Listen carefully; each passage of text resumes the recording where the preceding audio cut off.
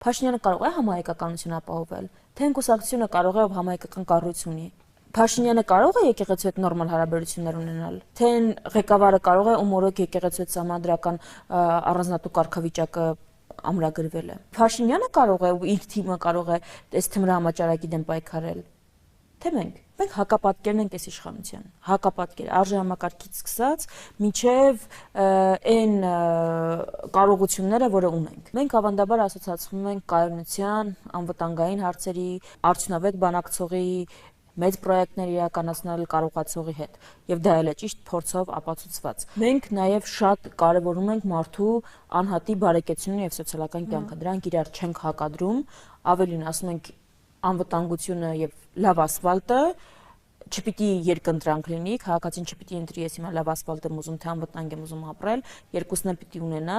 եւ դա էլ է կարողության հարց։ Եթե գիտեք Դավիթ Հաշենի կամուրջ կառուցել ենք, Դիլիջանի թունել կառուցել ենք, Երևանում 3 հանգույց հաստատ կարող ենք կառուցել, որ ամեն օր մեր քաղաքացին 2.5 ժամ չմնա այս խցանումների մեջ։ Մենք թիմ ենք, ով չի ասոցացվում թմրամիջոցների հետ։ Չի կասկած չի առաջացնում, որ այս մարդիկ adekvat են, թե ինչ որ բան են օգտագործել։ Ու դրանով նաև պայմանավորված կարող ենք արդյունավետ պայքարել այս թմրահամաճարակի դեմ, որ երկրում կա։ Ոչ միայն արդյունավետ կարող ենք բանակցել, նվազեցնել պատերազմի ռիսկ ու բերել այդ իրական խաղաղությունը, այլ նաև երկրի ներքին կյանքում այն ինչը որ սպառնալիք է նույնչափ ինչքան պատերազմը կարող է լինել, այդ երևույթներն էլ պիտի վերացնենք, չէ՞։